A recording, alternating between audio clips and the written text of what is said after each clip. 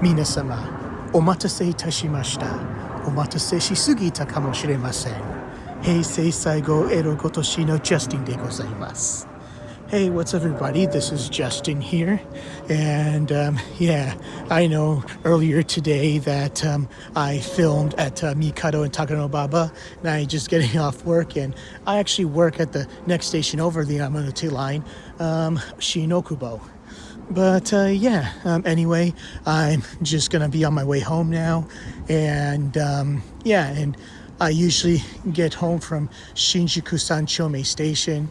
Yeah, I could take Shinjuku Station, as I said before, but it's way too crowded, and the platforms get too crowded that I miss my train. But Shinjuku Sanchome, it is a bit further, but I do got to pass by some more stations, but it's easier to navigate, it's less crowded, and I can make my train much more easily.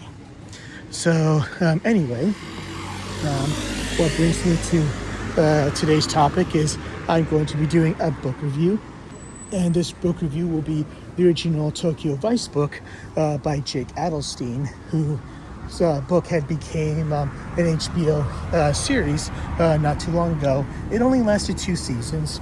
I've only seen season 1. It's only available on Japanese main platforms like Netflix and I think either Prime or Hulu. But I've only seen the first season. And the original book was published, I think, in either 2009 or 2010. So a lot of the information, like after its publication, like really became somewhat outdated. And of course, it has also been a source of controversy over the years. So if you've pretty much seen the original HBO series, it's about how this guy, of course, named Jake Adelstein, he's originally from the U.S., and he came to Japan to study in Sophia University. And upon graduation, he got a job as a newspaper reporter for the Yomiuri, which is apparently one of the most read newspapers in the world. And it's like one of Japan's top newspapers. And of course, they don't really use that name in the TV show, largely because I hear stories that like Adelstein and the Yomiuri, they parted in not so good terms. Of course, largely it's about how like in the show, he does reports and investigates organized crime in Japan. And how he became like enemies with his mob boss, Taramasa Goto, I think was his name. And kind of learned some juicy things about him, like how he went to UCLA's hospital center and how he got a liver transplant, and he jumped the line by bribing a few doctors there. But yes. So even though the original series takes place or the TV series takes place in 1999, Adelstein started working for the Yomiuri 6 years before that, but he didn't work the Tokyo beat until 1999. And there are some elements from both the show and the book that are parallel. Like, for example, in order to get hired by the Yomiuri, he had to take some sort of literacy test or whatever. And it is true that he did score high, and that he didn't notice that there were questions on the back, and it's like he didn't have enough time to do them. But regardless, he still got a pretty high score, and for a gaijin, that's a big deal. And then, so before he went to Tokyo, he was assigned in Urawa, which is like in Saitama. It's like less than 30 minutes away from, let's say, Akabane's maybe Tokyo Station on the Keihin Tohoku line. But it's also accessible to Shinjuku as well. So like when they talk about Tokyo, it's like mostly Shinjuku, Kabukicho, which is where I'm about to go, and what inspired me to, make this book review. So usually, like in the book, he talks about like how he first got exposed or reported, organized crime, and like it was in Chiba, And while in Shiba, he noticed like this Israeli guy was selling watches. And then this was like in the early 90s. And then a bunch of thugs came up to his, booth or his stall, and like, okay, they want, let's say, the rent, or the word he uses, like bashodai. Of course, that's not exactly like the real word for rent, but which is yachin. But I'm guessing, bashodai meaning the rent to use that certain space. And that's when he kind of learned that, like, hey, the organized crime here in Japan is very, manipulative, and they exploit people here. And for some of his first few, years working on the Yomiuri, it was like a tough work reporting, let's say, sports and like the births of children. But of course, these days, I think since 1990, when the bubble burst, of course, as we all know, the birth rate in Japan started plummeting like crazy. Of course, the rest of the other first world countries are experiencing this now, but Japan was one of the first, and they were going through it for, like, let's say 30 years, and the world just finally, starting to follow suit. And of course, they're making a big deal about this in Japan, and maybe rightfully so, because they're now feeling the effects, especially in cities outside of Tokyo, smaller places. So, for example, small towns are like they're having to close schools, transportation services are declining, and of course, it's now causing the effect of, let's say, the elderly population to rise in Japan. And of course, it talks about like how the declining birth rate has been a factor in why the numbers of, let's say, organized crime in Japan have been dwindling, since the publication of Tokyo Vice. Yeah, this is Okubo. Like, as you can see, this is like, even though Japan is one of the least diverse places in the world racially, this part of Tokyo is racially diverse.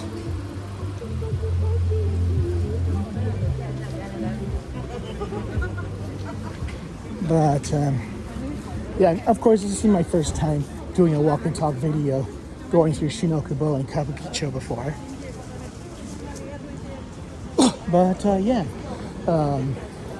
and of course, he talks about like when he started reporting organized crime, he became acquainted and developed a friendship with a detective or a police officer named Sekiguchi, who was the basis of Ken Watanabe's character in the show. And unfortunately, that original detective or cop has since passed away due to cancer, but Adelstein still sees his family.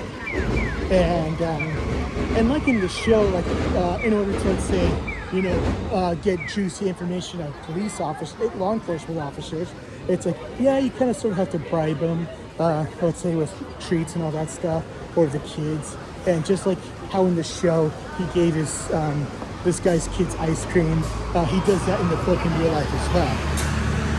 And of course, there's kind of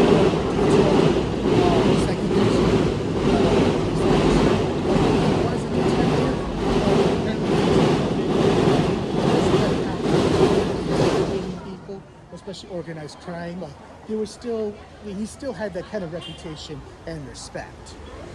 But yeah, like he was the one who kind of taught him all the rules.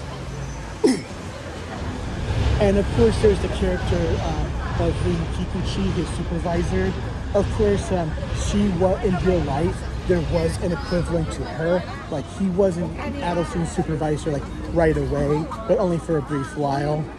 And I don't want to get into too much spoiler territory, but she does share some parallels with her TV counterpart. Like it does talk about like mental health struggles and family issues and all that other stuff. And of course, there's that one particular like the scene that really kicks off the show is like some guy lights himself on fire in Kabukicho. And yes, according to in his book, there was a guy who lit himself on fire, but that's like really a footnote compared to like what happens in the show, which like is a big deal. Like there was a guy who lit himself on fire because of, you know, he had debts he couldn't pay, but it didn't happen in the middle of Kabukicho. Apparently he lit himself on fire, I think in this apartment somewhere in Saitama. And if you don't know where Saitama is, it's like pretty much north of Tokyo. Think of it as like, let's say, the New Jersey to New York or something. Or maybe that's more of Kanagawa. Maybe you could think of Saitama as more maybe like the Pennsylvania maybe. That's kind of hard to determine. But anyway, so there are pretty much a lot of parallels. Like, for example, the character Helena in the show, I think, well, was her name Helen in the show? In the book, I forgot which. Like, there was this friend he had that was a female host, that was a female foreign hostess, and later on you learn that she got mixed up in some really bad people and had to pay the price for it. Of course, she was missing for years, and then like he gets in touch with this guy he used to know in Hong Kong, and apparently he had the pictures and everything, and that's kind of like what he knew. And of course, like I think one of his main like introductions to, let's say, a non-Japanese media was like I think 20 years ago there was the case of Blackthorn, the British woman who was a hostess here, and she was raped and killed, and the Japanese police did nothing, and what's his name? And then her parents, they got in touch with Adelstein, and like he sort of like became the liaison to make sure like, hey, you know, we got to make sure that this girl gets justice. And eventually they did get the guy They did get the guy, and I'm not sure if he got the death penalty or if he was in jail. But yeah, and apparently when they caught him, it's alleged that he did this to hundreds and hundreds and hundreds and hundreds of women. Yeah, so it's like, yeah, Japan does have, let's say, a reputation of being one of the safest countries in the world, but like when you hear something bad happens, it's always like really something out of the ordinary, and like something really scary. But at the same time, like, you know, just because you hear this happens, like, should we conclude to having a moral panic or something? I mean, just because, let's say, you know, a stabbing happens in Akihabara, is it something that happens every day? Of course not. So, I mean, yes, it is safe, but it doesn't mean that it's free of, you know, bad people and all that other stuff. But, yeah. So, that one character who you later learn is a former Mormon missionary who left her church, like, she is based off somebody real. But that particular person wasn't American. According to Adelstein's book, she was originally Australian. So, what else was there? And he also talks about, like, during his time in Saitama, like, one of the things he investigated was this guy who was keeping exotic pets, and one of the things he kept was a tiger for some big name Yakuza boss. And I think this guy was based out of Osaka or Kansai, and then something happened, something went south, and apparently he killed the guy and fed him to his tiger. And yeah, so that's like kind of one of the funniest things. I mean, which is kind of pretty interesting because, like, when you play Ryuga Gotoku 2 or Yakuza 2, like, one of the bosses is actually, you gotta fight two tigers. Maybe it's sort of based on that. Okay, so here I am in Kabukicho. And yeah, so here, organized crime. Up until, let's say, 1999, this was controlled by various forms of organized crime, whether it be Japanese or neighboring countries like China and whatnot. But yeah, maybe I can find that very place where, you know, that rule started to come to an end. So it was like during the late 90s, early 2000s, there was a fire somewhere, and like when it was all said and done, apparently that building was owned by organized crime, and when they inspected the building, they were able to determine like, hey, this building's not up to code, and then they decided to determine like, okay, it was a good justification to allow the governor and local law enforcement to say, okay, let's inspect all these buildings to make sure they're up to code. And it's sort of like the beginning of the end of driving organized crime out of Kabukicho. Of course, it's still here. Maybe you see them, maybe you don't.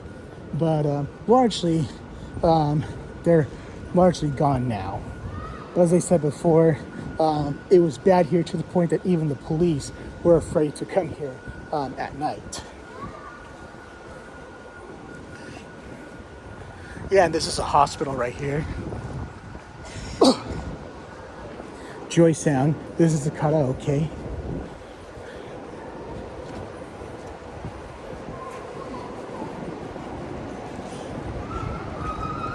But yeah, I mean, the book is kind of filled with like, a lot of weird stuff. And of course, as I said before, it has been, let's say, a subject of controversy, like, hey, did this happen or not? And it's like, okay, I remember like when he was accused of being a fake, he, on his social media, he pretty much like released all these documents, saying, such and such happened, articles, police reports, PDF files and whatnot.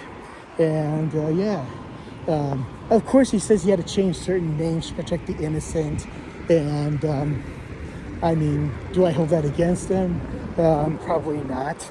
I mean, if I were a reporter and I would do what I can to protect my source in my own way. But yeah, of course, I have yet to read Taramasa Goto's book. Apparently, he makes a slight jab at Adelstein, and I kind of want to read in the original Japanese first. Like, he talks like, hey, I wish I could whack that reporter or something. Or like, he doesn't use those words, but like something to hint at it. Look at this monitor at Kabukicho Tower. And these places are under construction.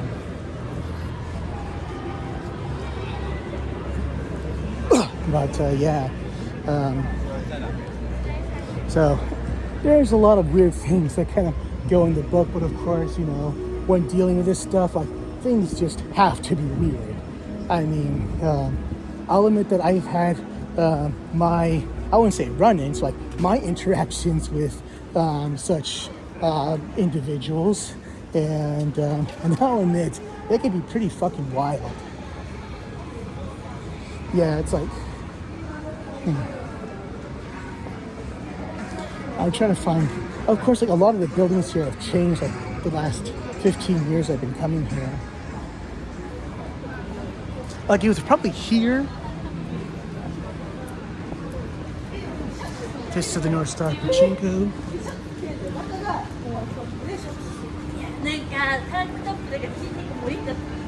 Some sort of pink campaign poster. Huh.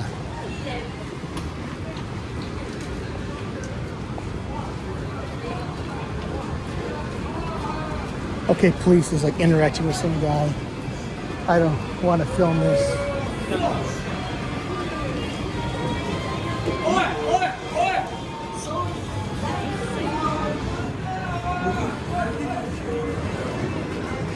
Yeah, apparently, somewhere around these alleys, like, there was a fire here, and of course it's pretty much changed since then, so it's like really hard to say where the fire began, but I remember it kind of happened around here, according to reports.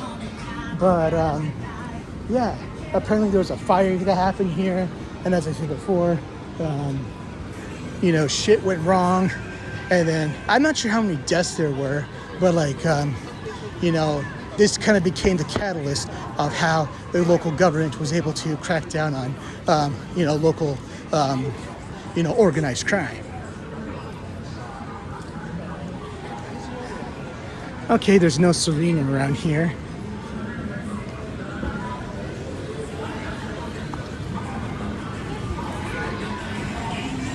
I'm pretty sure you recognize that gate. Kabukicho Ichiban guy. Just gotta make sure there's no cars behind me. Alright. Yeah, you'd be surprised sometimes cars could pop out from. But yeah, like a lot of small elements from the book are are well adapted into, let's say, the TV show. Well, like the bigger details are like really not that adapted. And of course, let's just say Adelstein talks about getting mugged by Yakuza and having to try and fight them. But like, of course, like he says, he does get beat up a lot. Like he doesn't really try to say, hey, I kicked someone's ass or something. But it's just like he really got himself in a lot of crazy shit. But I think a lot of like what he talks about, like he doesn't really explain himself well, in my opinion. Like I think a lot of like a lot of the shit he does, like you could just simply justify that as gaijin smashing. Of course, like when he first came here in Japan, and like when he first started working for the Yomiuri, I don't think that word was at all coined yet. But it's just like a lot of what he does can be described as that. And of course, like a lot of people are just saying, oh, you're not supposed to do that as a reporter or something like that. Or you're not supposed to do that in Japan. I'm pretty sure that those accusations are true, but like pretty much a lot of his claims of like what he did and what he had to do, like for example, go to a gym and like where Iranians hang out just to find this apparent Iranian who killed his girlfriend or something. Like he just pretended he was Iranian, and it was like, hey, I'm looking for a friend. Can you give me some information? Apparently, I think the Yomiuri like said like, hey, you can't do that. But of course, like I think like for a rookie like Adelstein at the time, you could just simply claim gaijin smashing or pull the gaijin card. It's like a lot of the stuff he said he does, he could have just simply justified it saying, yeah, I had to play the gaijin card in this instance, and like never once does he do it. I'm guessing, that kind of mentality, or resorting to that kind of excuse wasn't really thought of yet, maybe, I don't know. But like that's just kind of like I think about like some of the stuff he pulls off. It's like, yeah, I'm just gonna say gaijin smash. So that's kind of what I think about it. And of course, like some of the things he does talk about are very accurate and are also, like consistent with the TV show. It's like police, you're not allowed to say like, hey, police gave me this information. But like you could use other wordings like saying, oh, someone close to the investigation has provided information, in regards to this. Like apparently that is true. And I have talked to my wife's uncle, who was a detective for the Kanagawa police force for like over 20 years, and he was also like the instructor at, let's say, at a police academy here in Kanagawa. It's just like I talked to him about all this stuff, like a foreign reporter trying to investigate organized crime, and he's like, yeah, this guy sounds like an idiot, but at the same time he kind of meant like, yeah, this is something I would expect foreigners to do. And like, of course, he meant that with no offense, but it's like, yeah, that's kind of what I thought. It's like a lot of what he could have just simply passed it off as just like, hey, pull the gaijin card. And I think that, you'd be surprised how often that works. Or, Japanese kind of like allow things to slide, just because you don't understand their culture.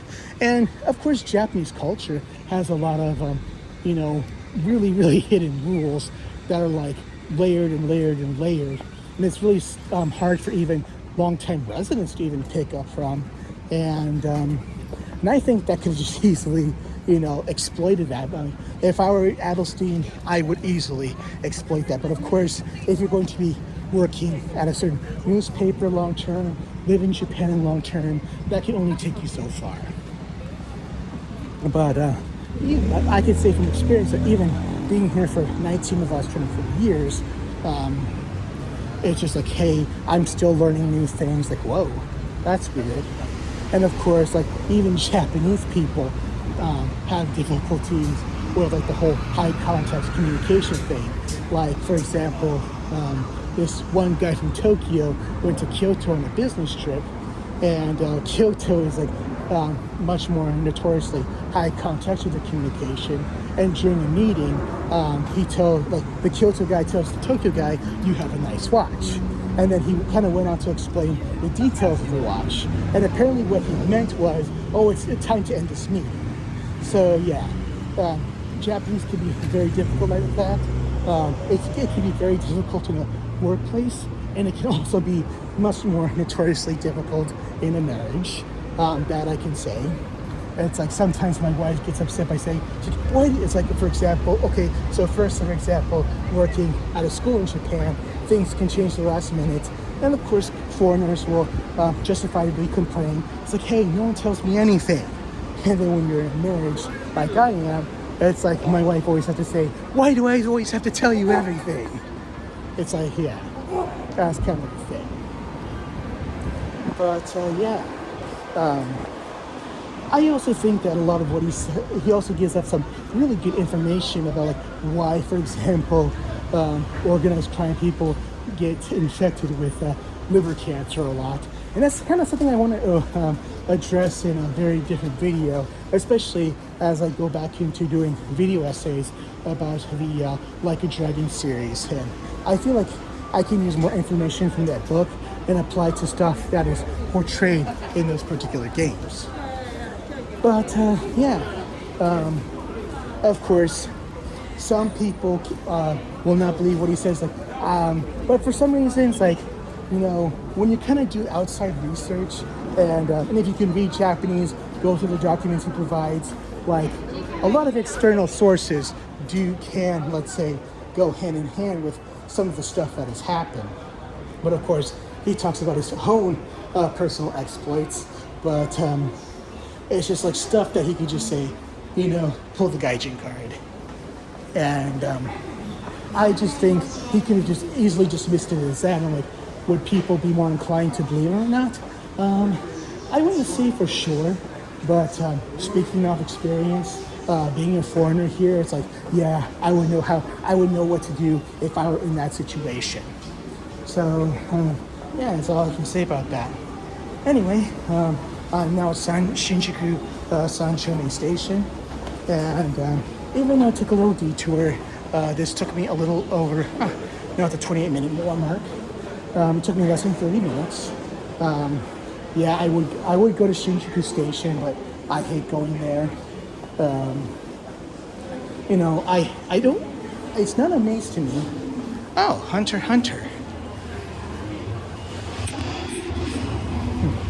That's odd.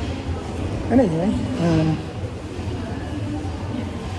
yeah, I know a lot of people like to say that Ikebukuro is a hard station, but I think Ikebukuro Station is easy. Like, it's only a pain if you're getting out from the Fukutoshi line. Like, it's a bitch of a walk, but by no means, like, outside of the other lines like JR, Tobu, Seibu, and the Mayochi line, oh, easy peasy. Especially the JR line. It's like, once you kind of get out of the ticket gate, all you just have to do is go north. You gotta go west, or you just gotta go east. Easy as that. I don't know how people can say Ikebukuro is hard when I find it exponentially easier than, let's say, Shinjuku Station and Tokyo Station for sure. But all you just gotta do is follow the signs, and you'll be okay. I mean, like, I'm a guy with a good sense of direction. I'm the opposite of Ryoga Hibiki from Ramen One Half. And it's like, okay, a place, I'll look at a map. It's like, okay, I got a good idea of how to get there, even without using Google Maps. That's how good I am. It's like, okay, how do I get here? Okay, I know which train lines to take. It's like, that's how good I am at directions. But anyway, just gonna go line up, and my train should be coming soon. All right, see you next time.